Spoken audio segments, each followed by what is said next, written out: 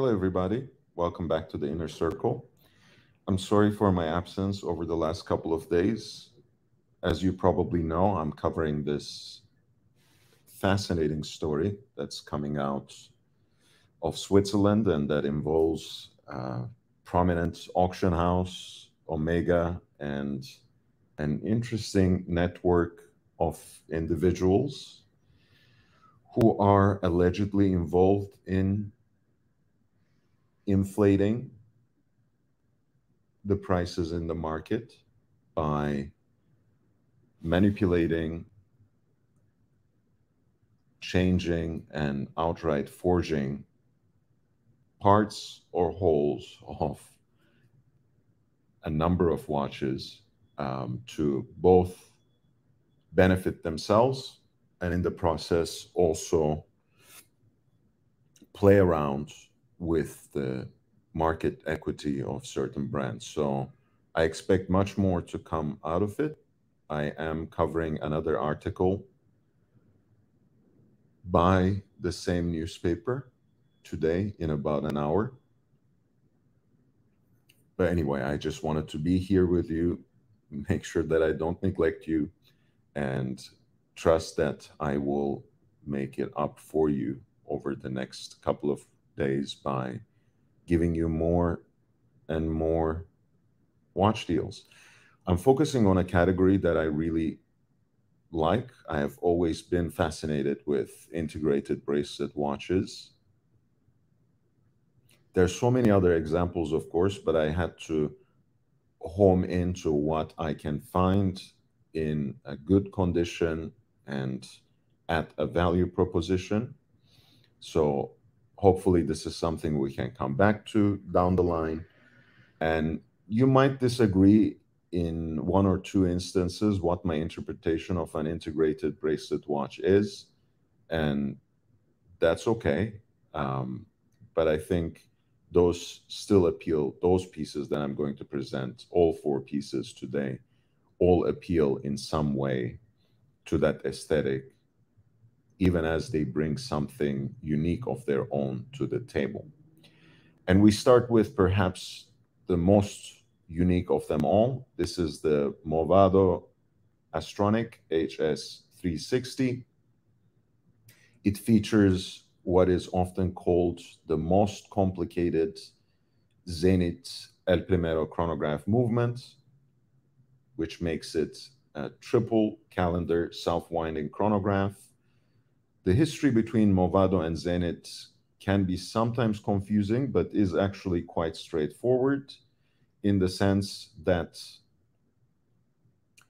Zenith was acquired by Movado, or rather they merged in 1969 in a merger that included also a company called Mondia. And this merger helped Zenith in a couple of different ways, and some argue that it has helped them somehow survive the quartz crisis, but that's such a longer discussion. I wouldn't want to get into it now. What it did help substantively was the ability to market certain Zenith products, sell Zenith watches in North America, because there was a conflict with the Zenith Radio Corporation in the US, who had a hold on the trademark. So Zenith couldn't sell its watches with the Zenith brand in the North American market, in the US market specifically. So Zenith has the same watch practically by the model Espada, by the name Espada. Movado's version is the Astronic. And not only is it a beautiful triple calendar self-winding chronograph with a moon phase indicator, it is also an integrated bracelet watch. As you can see, it has those male extensions to the case that bind it to the bracelet. the primero movement, which is modified with the triple calendar moon phase complication. The piece is in a very good condition. I think the moon phase is really nice. And I particularly love that fire red chronograph seconds hand. It's quite legible as it gets, really, when it comes to these sorts of overcomplicated watches. And I think it has a very unique aesthetic. Looks very sporty, but comes with a very useful and somewhat prestigious complication. And I think the price point is still acceptable, even though it's almost twice as how they used to be before the market hype. But somehow it happens, and we have to face the music. We have to face the new normal. This is the Movado Astronic HS360 triple calendar chronograph with a moon phase indicator, listed here by a professional dealer out of Italy for $7,612.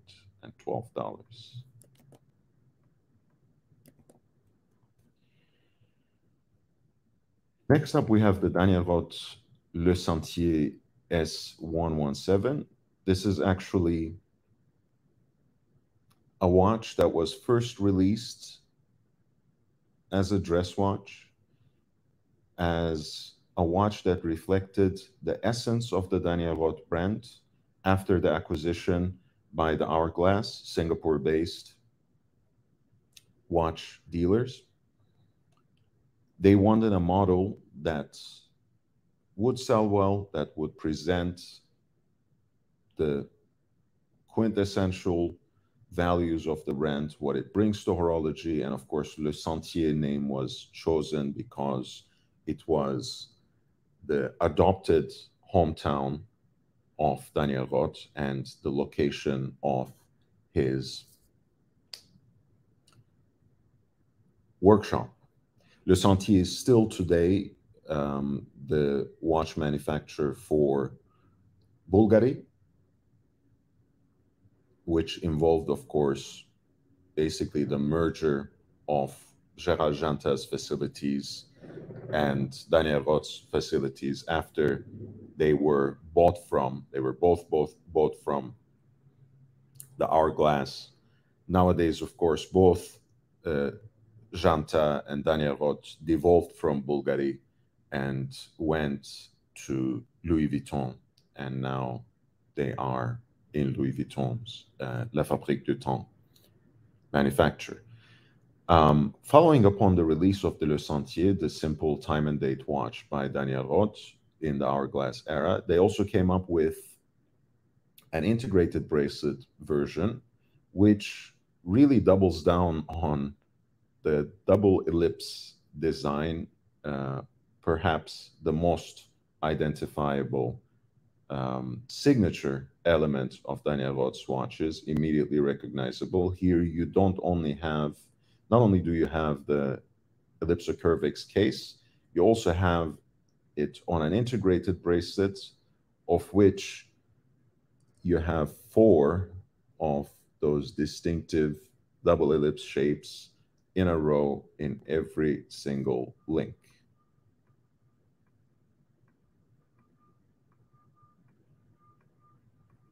And this particular one is quite unique in that the salmon dials, or the copper dials you might call them, are much more rare, and I think they present a very beautiful aesthetic that is hard to come by in this particular genre. Throughout history, there have been a lot of Royal Oaks. Well, a lot would be an exaggeration because they cost so much, since they are comparatively rare. But there have been many examples of the Audemars Piguet Royal Oak with a salmon dial. And even in reduced sized versions, in 37 millimeter, 36 millimeter versions, some people are trying to sell them for six figures. So you wanted a salmon / copper dial, classic integrated bracelet, stainless steel or white metal sports watch, there are no better deals than the Daniel Roth Le Sentier with the salmon dial, which has perhaps $1,000 or $2,000 premium over the other dial options, the black, the silvered, the two-tone silver, and I've seen some other examples too, but this seems to me the most interesting one and the one that offers most value here. It's right under $10,000. And it is listed by a professional dealer out of Singapore with a fixed price of $9,909 US dollars.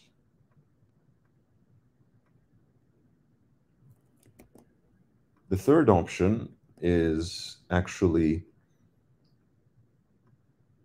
perhaps the most contested one, because I don't think many people would refer to this watch as an integrated bracelet piece. Jaeger-LeCoultre's new reverso tribute chronograph was all the rage when it came out in the last Watches and Wonders, and we have already talked extensively about its history on this channel, how it goes back to the 1996 limited anniversary edition piece that was one of that series of 6 watches which introduced the era of complications for the Jaeger-LeCoultre Reverso. Now, since Jaeger-LeCoultre always had that ideal of democratizing complications, almost immediately, just a few years later, they used a modified version of that same movement in the sports watch version of the Jaeger-LeCoultre Reverso, which is called Grand Sport, which has, rather than the traditional rectangular case, a more barrel-shaped case. And the lugs are this quadruple lug structure, which actually with the standard 5-link bracelets, I think forms a very integral look. Now, I'm not going to bicker about the details of that, but I really love this watch. It provides an immense value compared to the limited edition of 500 pieces in pink gold. Those come to the market very rarely. Last time I saw them, they were around $25,000, $30,000. If they ever come back to the market, I'm sure it will be much more expensive, since JLC's new release actually drew serious attention to the very existence of this watch, which most people didn't know or care about before Watches and Wonders this year. That's how the world turns. But that being said, the Reverso Tribute chronograph itself, which is in the lineup now, is $25,000. And here you have a piece that is slightly above 6K, listed by a professional dealer out of Brazil for $6,116. In this case, it comes with a Jaeger-LeCoultre travel case. Otherwise, it's just a watch with its stainless steel bracelet. There are rubber bands for this watch too, which I think is a very interesting look, and a look that I really appreciate, but I kind of like it on this particular presentation, all in stainless steel. As you can see, it has a very sporty dial, on the recto side, on the primary face, an anthracite gray with that waffle-like center dial that is rectangular, so replicates the shape of the entire dial and to a certain extent the case. There's still the gadroons that frame the dial vertically. Lots of lume on the dial, so very sporty. The indices laid out as so many elements of sunshine, so to speak. Very much an Art Deco inspiration. The two big Arabic numerals at 3 and 9 o'clock, the applied JL logo at 12, slightly oversized date indicator at 6 o'clock, and there's that indicator for the chronograph operations, which says arrêt when the chronograph is not running, and when you engage it with the start pusher, that mailbox flag style thing just props up and exposes marche, saying it's running. I really love the hands too. Sweep center seconds with a red arrow tip that is loomed and lozenge-shaped hands that give the watch an incredibly sporty look on the primary dial side. And then on the back, you have a similar configuration with like a circular cobblestone style center of the dial for a lovely oversized chronograph seconds counter, and then in the form of a fan-like scale right at the bottom of the dial, you have your 30-minute totalizer, which is retrograde. So the hand snaps back to 0 every time the cycle is completed. Once again, you have a lozenge-shaped hand, you have a diamond-shaped hand for the minute totalizer, and a larger chronograph seconds hand with the red arrow tip for the chronograph seconds. I think this is such a good deal that I will kick myself for not getting about 2 years down the road, but I've made other choices. So this is certainly, as you can see, my particular pick of the litter. Now, to provide you a bonus is the Cartier Pasha in stainless steel that was made for the 150th anniversary of Cartier as a maison. I'm not going to belabor the point, but I think on its stainless steel bracelets, Cartier's Pasha looks every bit of the integrated sports watch, even though it has a very different character. The argument that I'm going to present is simple. It was designed by Jaeger-Lecoultre, so deal with it. This is a full set, and that's why I wanted to present it to you.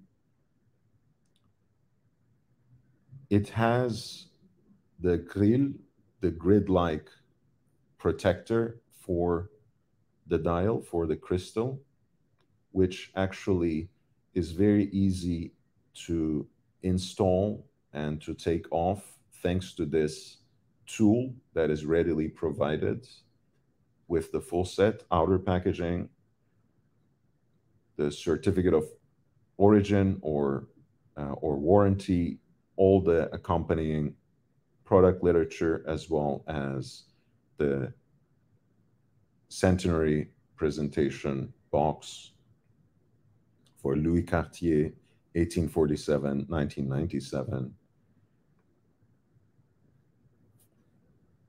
The movement, which is the least impressive part of the watch, it's self-winding, but it is also a generic ETA.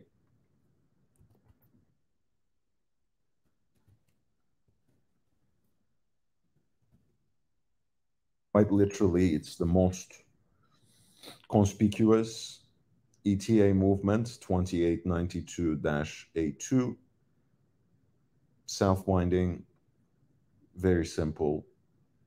It does have a customized rotor that replicates the motif at the center of the dial. Decent decoration otherwise, predominantly perlage, and the custom rotor also has a gilt engraving of the centenary commemoration as well for Louis Cartier. I've always loved the Pasha design because it is very classy. Cartier through and through, but it does have all these elements of nautical inspiration and the play of geometric shapes that Jaeger-Lecoultre loved playing with in his horological designs. Here, of course, you have the square-like elements of the grid with the perfectly round case, which then connect to these T-bar style Vendôme lugs that were initially designed by Louis Cartier and adopted for the Pasha by Jaeger-Lecoultre. The piece comes also with a matching déployant clasp that is very characteristically Cartier. That tool to take off or install the grille. Ruby colored spinel to distinguish this particular version from all others, because the real ruby is usually preserved for the platinum cases. The stainless steel cases are usually complemented by a blue colored spinel. In this case, you have that ruby accent, which is of course complemented with this matching leather strap. To fit with that nautical theme, the Pasha has a rotational timing bezel graduated for the first 20 minutes. The dial is a beautiful silver dial with a guilloche motif, two-tone silver dial, I should say, with the guilloche motif at the center, heat blued hands, lozenge / diamond shaped for the hour and minutes, which are generously loomed. A dial with Roman numerals, which put it more squarely in the Cartier tradition. And after all, this is the centennial celebration. I guess it's fitting because, you know, usually the Pasha has Arabic numerals on the dial that are very much styled as is the same as the Arabic numerals you see on the rotational bezel here. There are also luminous pips behind the minute markers, which are written out in Arabic numerals. A dates window is also present between 4 and 5 o'clock, and it has a magnifier for more legibility. This is really a beautiful set. You can certainly find this watch for cheaper online, but not necessarily as part of such a complete set. And if you actually like the Pasha, and if you would like to own a special version of it, I can hardly think of a piece better than this, especially in stainless steel. You know, there are so many different options perhaps when you broaden your horizons, but if we are sticking with the stainless steel category, aesthetically speaking, this is probably the best. Yes, it has an ETA movement, but barring rare instances, Cartier never has been about high horological timepieces. And perhaps we'll talk about that in another episode. For now, I would like to sign off. My absolute favorite, the pick of the litter, was the JLC Transport retrograde chronograph, but I love all of these 4 pieces. If you have any questions about these particular listings, about these specific brands, any watch-related questions whatsoever, please reach out to me. I can't wait to see you again on a live stream. Until then, you can write to me on Patreon. You can write me an email at lordhellespontv@gmail.com. And you can find me on Instagram at young.brando. Thank you so much.